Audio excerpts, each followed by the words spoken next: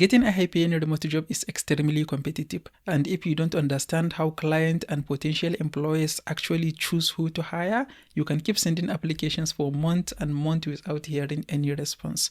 That is why in this video, I'm going to show you how hiring really works in the remote work world and what you need to change if you want to start getting responses and job offers. So the first thing that you shall understand is the most challenging part is getting shortlisted, which is the first stage. When an employer posts a job they are looking to hire, they receive dozens of applications, and a lot of the applications are going to look the same.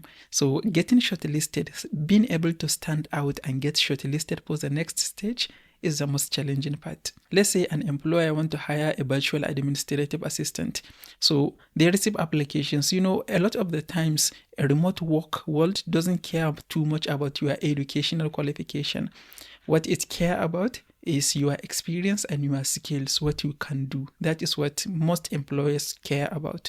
So if you send your application and you focus on all your academic qualifications without any real experience that is going to show that you can do the job without training, that is going to be a big challenge. Even though some employers are going to be willing to train you when they hire you, if they see someone in the applications they receive, they see someone who have some experience, who can do the job even without them having to train that person, they are going to give preference to that person compared to someone who have zero experience, even if that person have master's degree.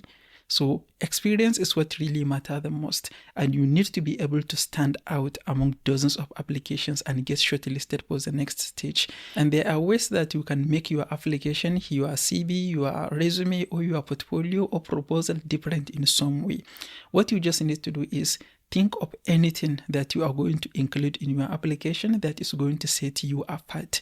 Have a professional LinkedIn account, professional Facebook account, and Instagram account, and make some content, not with the intention of attracting clients, but with the intention of making it your social proof, like your signature, like a place where a potential client can take a look at and understand you are a real person and see some of the experiences you have. Make social posts, create branded and professional profiles that if a potential employer look at it, they are going to understand that you are a professional and you know what you are doing, you are a real person, you are not going to waste their time. Anything that you can do that other people are not doing in their application, that is what you shall focus on in this first stage, because it's the most challenging part. If you get shortlisted for the next stage, then it is going to be easier because a lot of the people that send their application are going to get dropped out.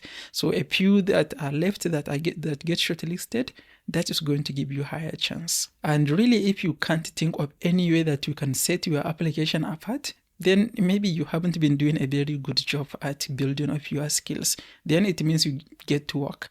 Create social proof, create work samples, look for some internship. It doesn't even have to be an internship. Look for a pre-work in exchange of a testimonial. There are so many things that you can do to set your application apart. If you are not willing to do any of that, then you are going to get dropped out with all of the other people that send their applications. This is the very first thing you must understand if you want to succeed in the remote work world.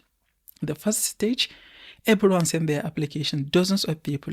You have to be able to do something that is going to separate you and convince the client that you might be the right option so that they shortlist you for the next stage. And the next step after you get shortlisted is either an interview or skills test. Some companies, when they want to hire, before they hire, they have to test your skills to know that, yes, you know what you are talking about. So if you get shortlisted, they are going to send you a way to do some test work. And you do the test work and they are going to evaluate it and see whether you really have the skills or not.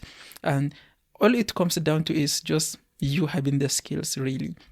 Because if you do have the skills, you know you are the right fit for the job, then you are not going to be afraid. You are not going to have any problem with a skill test. You can just do the skill test and you are going to pass if you have the skills. So this is mostly not really a problem. The next stage, which might be the problem, is the interview stage. Because in the interview is where the client is going to actually talk to you, understand if you really have the experiences that you mentioned in your application. If you said, I have a lot of experience working with multiple teams, coordinating with teams, the client will want to know, how do you coordinate with other teams? How do you manage projects? If you said you manage project, and A lot of people think this is easy in an interview because they can just give some scripted responses, some generic responses, and that is how you get screened out.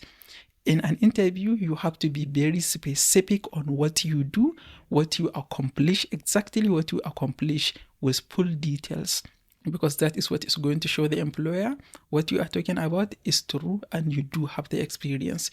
If you give generic responses, you are going to get screened out. Let me just ask you one question. In an interview, let's assume you are an interview right now, and I ask you, what is your weakness? What will you say? I will give you a second to think about it.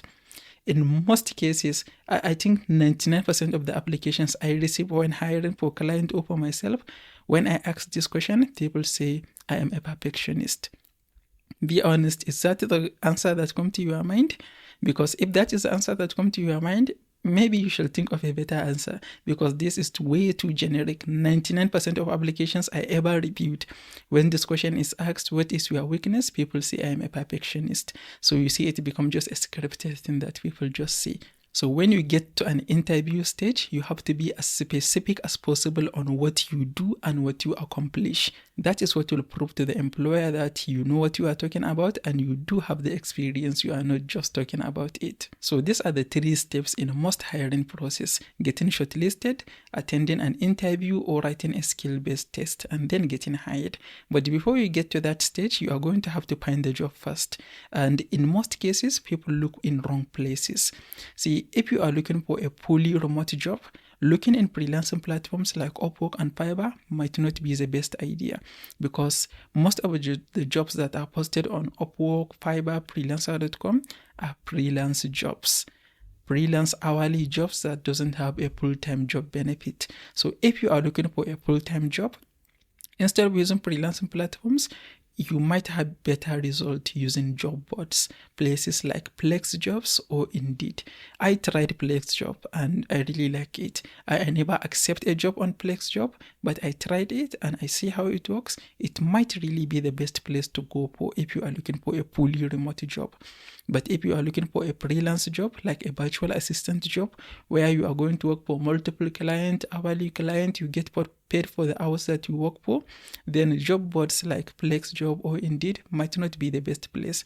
Using freelancing platforms is the best option. Upwork, Fiverr, or Freelancer.com. So you have to think of what specifically are you looking for. What are you looking for and where should you focus all your energy into? And of course, you can try all of them no matter what you are looking for, but that is going to take away time that you should put into learning other skills, developing other skills, and trying to find clients in the right places. So this is really what you need to understand if you want to get a remote job today. Look in the right places, understand the steps in the hiring process so that you are going to do your best to get shortlisted. You are going to do your best in a skill-based test, and you are also going to do your best in an interview. These are the stages that you are going to have to pass before you get a remote job, a fully remote job, or even a virtual assistant job sometime. And if you want to develop your technical skills, you can check out this playlist where I have a lot of technical tutorials that are going to help you have the right skills that clients are looking for in a remote work world. If you find this video helpful, please give it a like and don't forget to subscribe. I will see you in the next one.